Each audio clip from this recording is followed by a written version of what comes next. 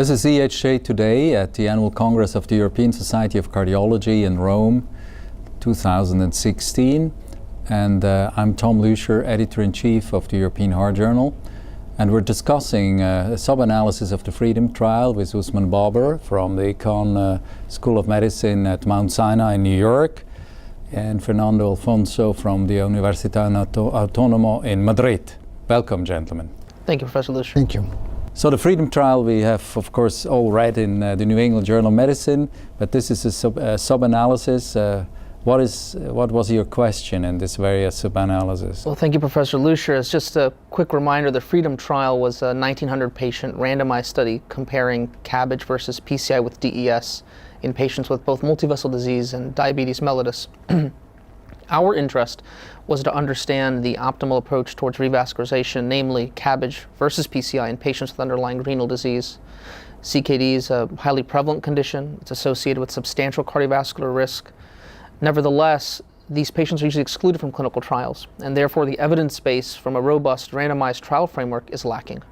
And so the primary question we wanted to address was to understand what was the safety and efficacy of CABG versus PCI in these patients. And what do you call a renal disease? Yes, so that's an excellent point. So in this study, what we did is we used the pre-procedural baseline serum creatinine, and we estimated the eGFR from what's called the CKD epi formula, which is now considered sort of the gold standard.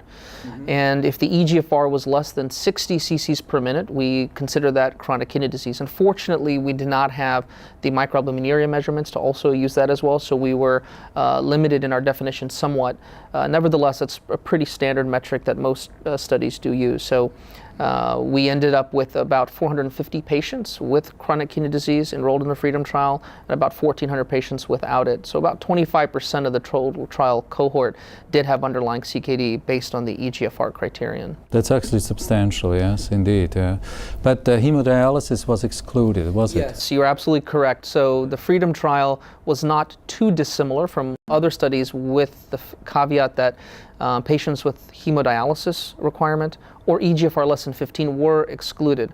However, because the trial enrolled only patients with diabetes mellitus, there was a substantial number, and to date it is the largest subset from a randomized cohort comparing CABG versus PCI with DES. Well, that's excellent basis to discuss the results. So tell us what you found. Absolutely. So what we found is, and the primary endpoint of this study was the time to occurrence of all-cause death, non-fatal MI, or stroke. That was the primary endpoint in FREEDOM and for our analysis as well. And the overall median follow-up was about 4 years. And so what we found is that the relative reductions with CABG versus PCI with DES were almost identical. The hazard ratios in the two groups were 0.73 and 0.76. So that was the main finding with respect to efficacy. We found with respect to both myocardial infarction and repeat revascularization, CABG was associated with large and significant reductions on the order of about 50 to 60% on a relative scale in patients with both CKD and non-CKD. Stroke, which is of course the most concerning issue here, and even in the primary FREEDOM trial, the stroke signal was about twofold higher in the overall cohort, and we found much the same. In patients with chronic kidney disease, in our analysis, the absolute increase in stroke was about 4%, but the baseline stroke risk was higher. In the non-CKD patients, the absolute increase was 2%. So in relative terms, there was a twofold higher risk for stroke in both CKD and non-CKD patients in our analysis. So ultimately what we concluded from our results is that the efficacy or the treatment effect of bypass surgery versus PCI with DES that we saw in the overall FREEDOM trial is essentially preserved among those with underlying renal disease, which we feel is an important statement given the lack and paucity of data in this patient population. Well, that's interesting indeed. So diabetes is the main driver of both the cardiac condition as well as the kidney disease. And the stroke rate, you didn't clarify in which group you had what exact percentage of event? Right, so in the non-CKD group over 5 years, the patients who received PCI had about a 2% rate of stroke. The patients who underwent CABG was 4%, so about double. In the patients with chronic kidney disease, the stroke rate over 5 years in the PCI arm was 4% and almost 8% or so in the patients receiving CABG. So again, in relative terms, incremental risk for stroke was comparable, although in absolute terms it was greater because the patients with renal disease were at higher risk for stroke, which has been shown in other studies. So we have less cardiac events and a bit more cerebrovascular events. What is the balance? So I think that's the key and very challenging question. And there are many different ways one can approach this. For example, if one were to try to look at risk-benefit trade-off, and obviously I think we all know that clinicians and patients will weigh concerns of stroke much more. So if one actually calculates sort of the number needed to harm and the number needed to treat in the two different groups, and if one focuses on myocardial infarction as the main efficacy driver and stroke the harm, what you find is that the trade-off is almost the same. So in both CKD and non-CKD patients, for every stroke incurred with bypass surgery, one prevents approximately 3 myocardial infarctions.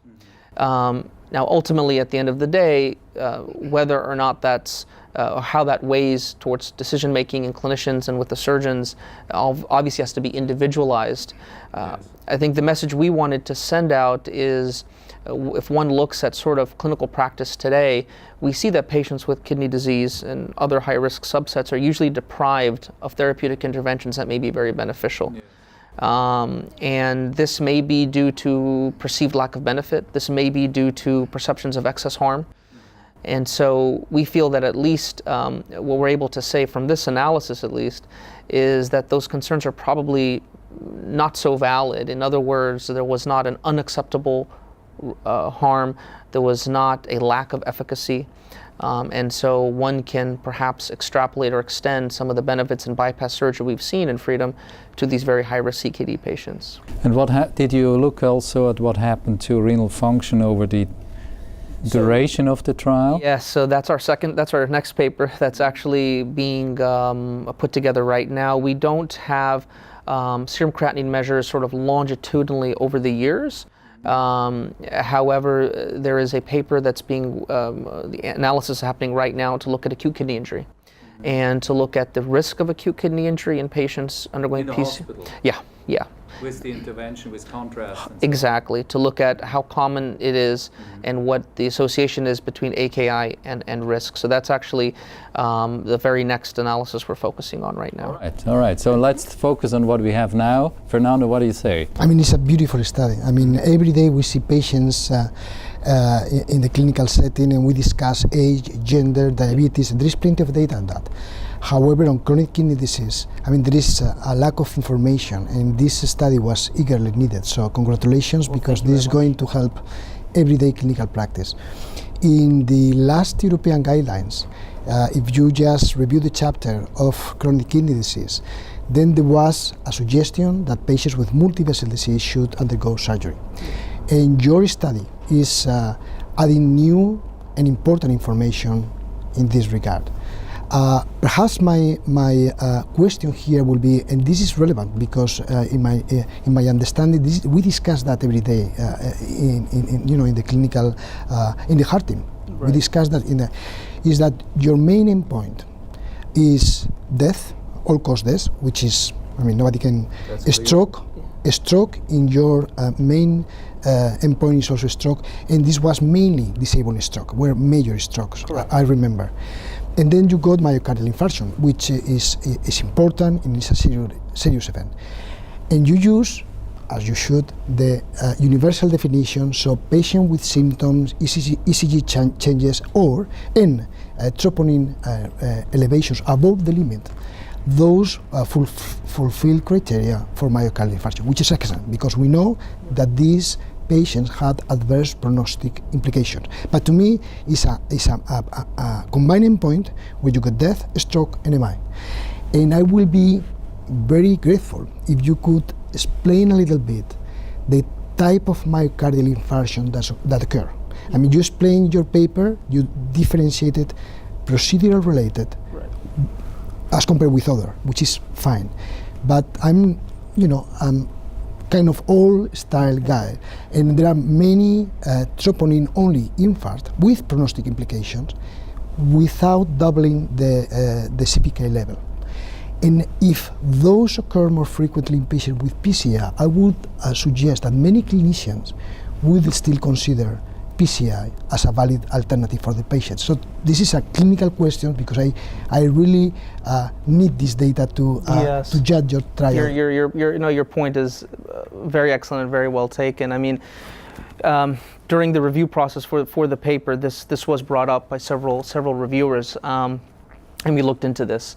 And the strongest sort of assessment we were able to do was, as you mentioned, look at the procedural, because I think there is substantial controversy over what is a procedural MI, what is its relevance, and should we even be considering that in the decision-making process? And with that, I wholeheartedly agree. And in fact, out of the myocardial infarctions in this study, approximately 25% were procedure-related.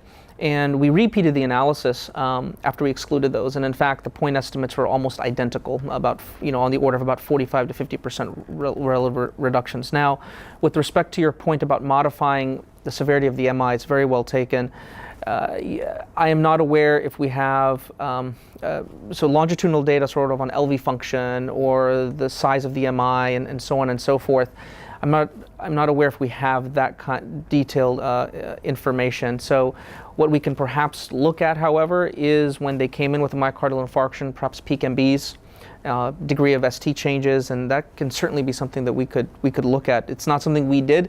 At this moment, we focus on the procedure versus non-procedure related, but I completely agree with your point on that. Good. All right, that clarifies a lot, and we'll look forward to some additional information. So where can we read it?